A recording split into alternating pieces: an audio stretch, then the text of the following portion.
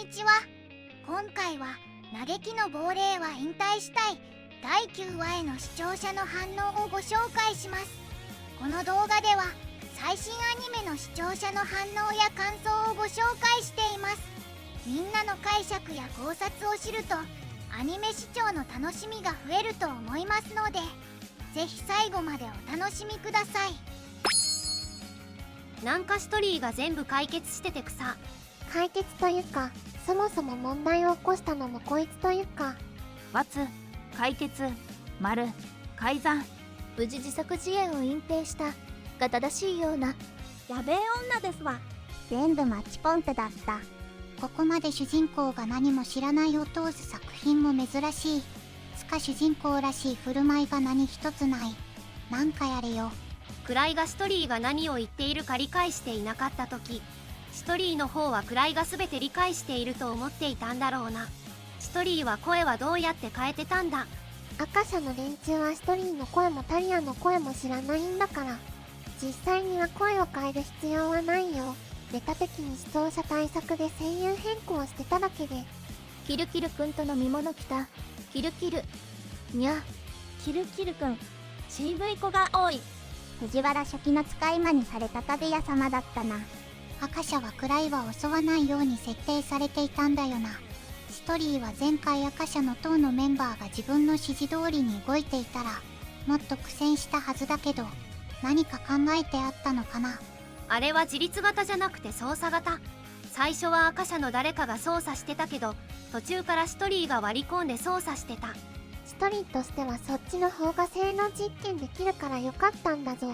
ニーズを腐させないようにくらいにお願いしてたのも性能実験の邪魔になるから。前半の位が何も分かってないのに勝手に周りが勘違いしていく様が面白いし、これは周りは千変万化を勘違いするなと納得したのに、後半のストーリーのヤバさに全部持ってかれたタリアがかわいそうだな。シトリーさんいろいろあれな子だったのな。リーズちゃんもやばい。そんな姉妹がご執心のくらいを狙っているのは結構命がけだな。赤髪メガネがソフィアかと思ったらストーリーがソフィアだったなんて。ストーリー予想以上にヤバすぎて草。クライの妹ちゃんにも期待。クライ何を言ってるかわからない。俺何を言ってるかわからない。話を聞き流さずきちんと質問しろ主人公。くらいが聞き流してるのは理解できないからなので無理かと。位からしたらストーリーに指揮権渡した時点でもう自分は関係ない。現場行ったのもリーズのおねだり。自分とは無関係ですでに解決済み。聞いても何言ってるのかわからん。事件の内容なんか興味ない。シトリーを持ってた以上に怖かった。プラネテスで月施設ぶっ飛ばした技術者を連想してしまった。これが恋愛頭脳戦ってやつか。ストーリーの変装アイテムって序盤くらいがなくしたとか言ってたやつかな。どうでもいいシーンかと思ったら伏線だったんだな。カツラとか取ってたし純粋に技術で変装してただけっしょ。声はなんか錬金アイテム使ってるかもしれんけど。そういや間接的とはいえストーリーのせいで犯罪者以外にも死人出てるじゃんよ。アニメだとカットされてるけど、原作だとじいさんも赤社で非人道的なことも平気でやってたのにみたいなこと言ってる。私は弱いのでどんなことをしてでも強くならないといけないんです。キルキルくんはのぶとい声イメージしてたから高根キルキルがホラー見合ってよかった。監獄から逃げたやつ誰にも見つからない一体にまとめられちゃったのか。やべえ。キメラなのこれ。犯罪者たちの死体から作りました。キメラというよりフレッシュゴーレムだな。上田玲奈が出ているのに変態がいないわけもなく、師匠も悪名べったり貼り付けられた上、素材かと思ったら司法に引き渡した。よかったよかった。シャミ子史上最もヤバいシャミ子だった。結論、ストーリーはやべえ女だった。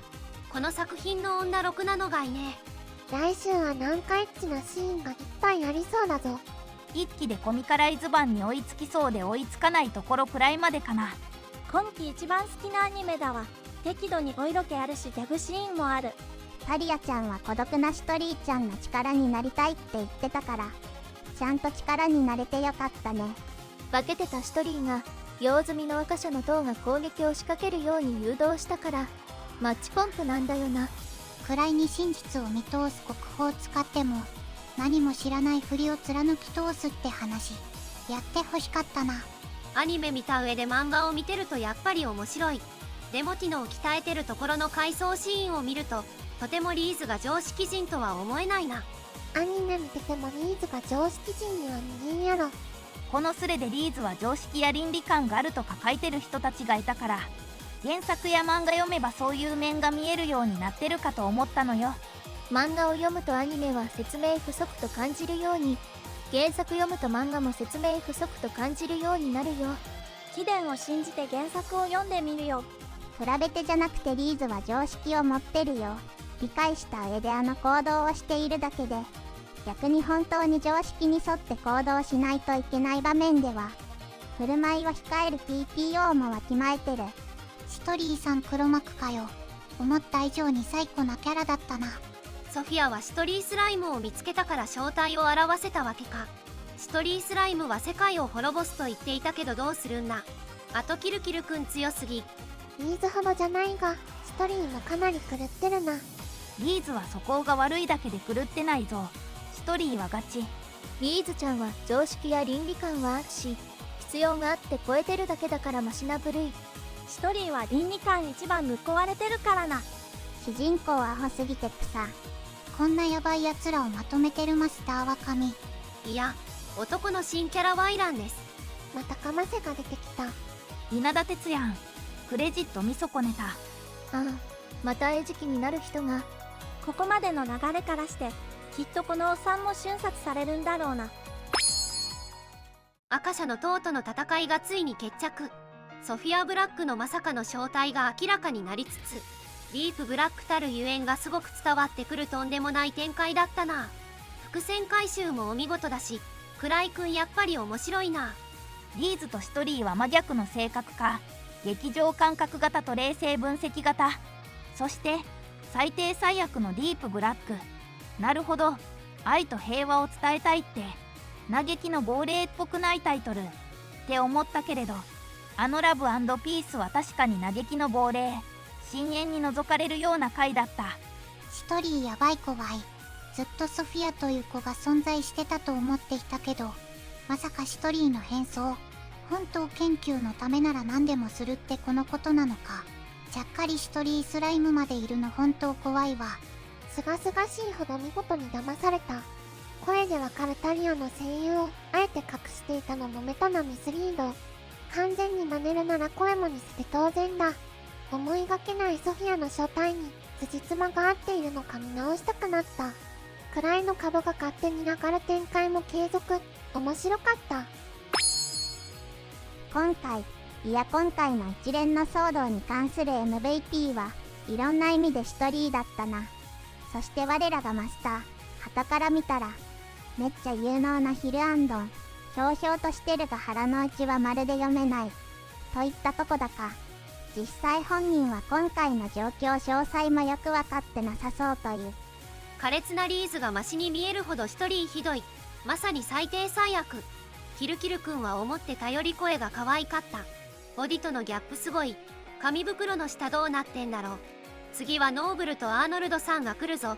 楽しみすぎる。長期に及んだ秘密結社戦がついに終焉。ずっとソフィアとして潜入していたシトリーちゃんにもてあそばれていましたという意外なオチでした。容赦ないシトリーちゃん。